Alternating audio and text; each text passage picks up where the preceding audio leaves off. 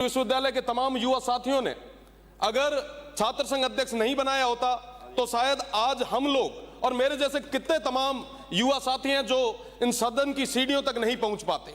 आज प्रदेश की सबसे बड़ी पंचायत में हमें पहुंचाने में सबसे बड़ा जो योगदान है वो उच्च शिक्षा और विश्वविद्यालयों का है। मेरा निवेदन है माननीय मंत्री जी से कि आज के समय में प्रवेश परीक्षा और परिणाम तीनों समय पे नहीं हो रहे, जिसकी वजह से आम छात्रों को, ग्रामीण परिवेश से आने वाले युवाओं को काफी नुकसान हो रहा है। मेरा निवेदन है कि पूरे प्रदेश की सारी यूनिवर्सिटीज का एक कैलेंडर तय हुए और निश्चित रूप से उस समयबद्ध तरीके से आप प्रवेश भी लें, परीक्षा भी कराएं और परिणाम भी आए, ताकि कोई भी तरीके की अनियमितता नहीं हो। साथ ही साथ मोदी जी का सपना है कि 1 लाख नए युवाओं को राजनीति में लाया जाए ताकि इस देश की नींव को और मजबूत किया जाए। उसके लिए जरूरी है कि हम छात्र संघ चुनाव जैसे राजनीति की जो नर्सरी है उसको शुरू करें। चाहे किसी ने भी, मैं कहता हूं कि पूर्ववर्ती सरकार ने छात्र संघ चुनाव पर रोक लगाई, पर मेरा वर्तमान सरकार से निवेदन है कि आप छात्र संघ चुनाव कराएं ताकि नए युवाओं को राजनीति में आगे आने का मौका मिले।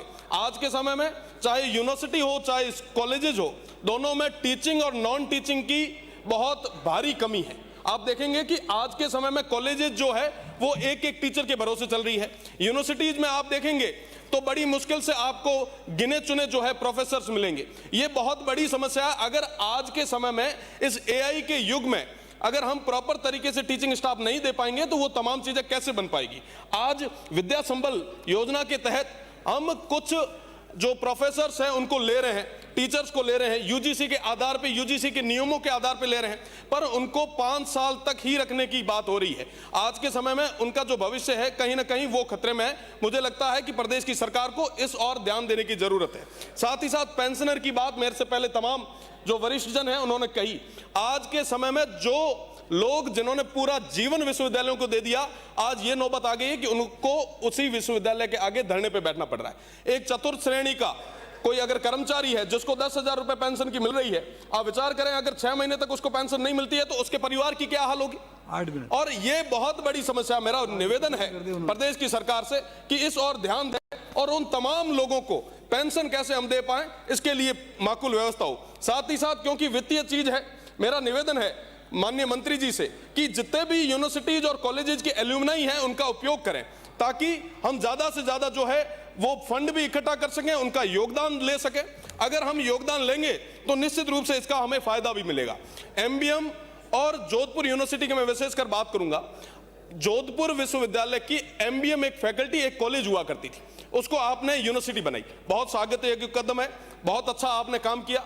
पर आज ये स्थिति है कि एमबीएम के अंदर इंजीनियरिंग के अलावा भी बाकी आर्ट्स और कॉमर्स के जो है वो सब्जेक्ट चल रहे हैं। और जोधपुर यूनिवर्सिटी क्योंकि दोनों ही 1 किलोमीटर की परिधि में है और 1 ही किलोमीटर में अगर 2-2 यूनिवर्सिटी चलेगी तो निश्चित रूप से दोनों को नुकसान होगा। ना तो इंफ्रास्ट्रक्चर है, ना फैकल्टी है और तमाम चीजों की कमी है। मेरा प्रदेश की सरकार से एक अनुरोध है, निवेदन है कि आप एमबीएम को स्पेसिफिक इंजीनियरिंग के लिए ही करें और जोधपुर विश्वविद्यालय को आप जीवित अगर रखना चाहते हैं तो उसके अंदर आर्ट्स और तमाम जो पुराने जो कोर्सेज हैं उनको आप चालू रखें। साथ ही साथ प्लेसमेंट अपने आप में बहुत बड़ी चीज है। आज हम कहीं पे भी प्लेसमेंट की बात नहीं कर रहे हैं। वो युवा जिनको हम ग्रेजुएट करके भेजेंगे कहां?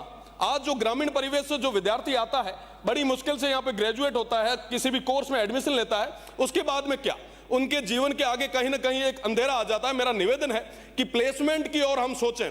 एआई का जमाना है, रोबोटिक्स की बात हो रही है, इन तमाम चीजों पे बात करने की जरूरत है। साथ ही साथ आपने देखा होगा कुछ दिन पहले तमाम जो विद्यार्थी हैं जो जोधपुर विश्वविद्यालय से एफिलेटेड है कॉलेजेस, उनके विद्यार्थी धरने पे बैठे क्योंकि परीक्षा शुल्क को 2 से 3 गुना बढ़ा दिया गया।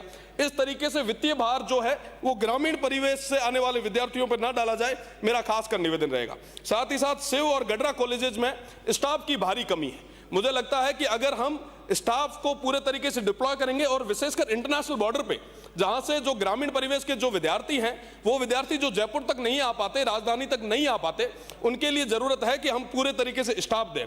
साथ ही साथ बाड़मेर पीजी कॉलेज पे ज्यादा काम करने की जरूरत है, हरसाणी में नई कॉलेज खोलने की जरूरत है। साथ ही साथ एक महत्वपूर्ण विषय है जो आए दिन हम लोग देखते हैं।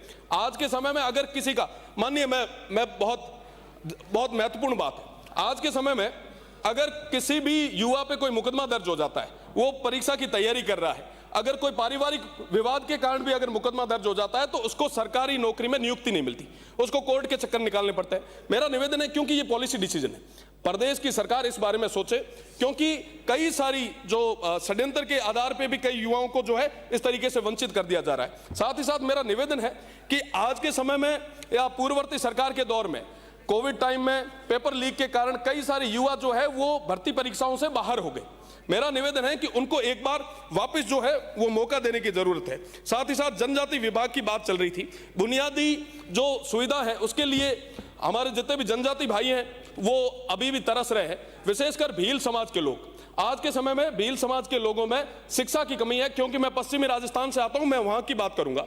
ये लोक कला के वाहक हैं, बाबूजी की पढ़ आज भी भील समाज के हमारे तमाम वो जो मजबूत लोग हैं वो गाते हैं। महाराणा प्रताप के समय से लेके आज तक हमेशा इन्होंने मजबूती से पहली पंक्ति में खड़े होकर समाज को आगे बढ़ाने में काम किया है। मेरा निवेदन है कि कृषि कनेक्शन में भी एससी की तर्ज पे एसटी को जगह मिलनी चाहिए।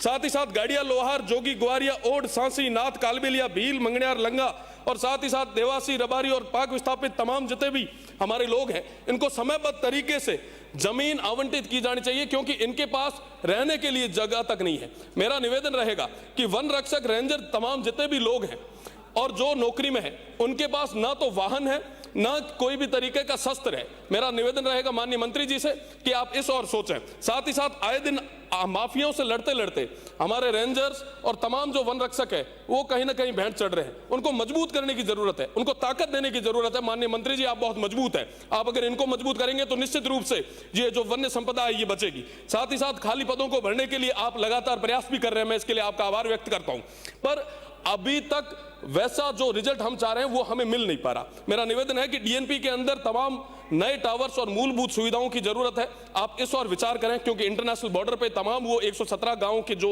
लोग हैं वो बड़ी उम्मीद के साथ आपकी तरफ देख रहे हैं। साथ ही साथ ओरण की जो यात्रा लंबे समय से चल रही है, आज ओरण को बचाने के लिए मारवाड़ की राजधानी जोधपुर में बहुत बड़ा महा पड़ा हुआ है। तमाम लोग प्रदेश की सरकार की और एक आस और उम्मीद की तरफ देख रहे हैं। मेरा निवेदन रहेगा प्रदेश की सरकार से कि आप इस और सोचें। साथ ही साथ यूनिवर्सिटीज जो है वो कोई राजनीति का विषय नहीं है, यूनिवर्सिटीज को आगे बढ़ाने में हम सभी की भागीदारी होनी चाहिए। अगर हम बात करते हैं कि वाकई 2047 तक ये प्रदेश आगे आए, प्रदेश मजबूत हो, तो उसके लिए वो तमाम हमारे युवा है उनको हमें मजबूत करने की जरूरत है। आज के समय में उन पे कोई वित्तीय भार ना पड़े, उन पे कोई एक्स्ट्रा बोझ ना हो, परीक्षाएं समय पे हो, प्रवेश समय पे हो, परिणाम समय पे हो। अगर ये तमाम चीजें हो जाती है तो निश्चित रूप से हम विकसित राजस्थान की ओर बढ़ेंगे। और तमाम जो वाइस चांसलर और तमाम जो भर्तियों की बात है उसकी ओर मत जाइए, आप तो बेसिक इंफ्रा को मजबूत कीजिए। हर जो कॉलेज आपने स्टार्ट की है उसके अंदर अगर प्रॉपर तरीके से आप स्टाफ रिक्रूट करते हैं तो निश्चित रूप से हम तमाम चीजें कर सकते हैं। राजस्थान इतना मजबूत प्रदेश है, वहां के युवा इतने मजबूत हैं कि हर काम करने में वो सक्षम है, पर उनको बेसिक इंफ्रा की जरूरत है। बेसिक इंफ्रा तमाम आरोप और प्रत्यारोप से नहीं होगा, हम सभी को पक्ष और विपक्ष को एकजुट होकर मिलकर मजबूती के साथ करना होगा। आपका बहुत बहुत धन्यवाद। जय हिंद, जय भारत।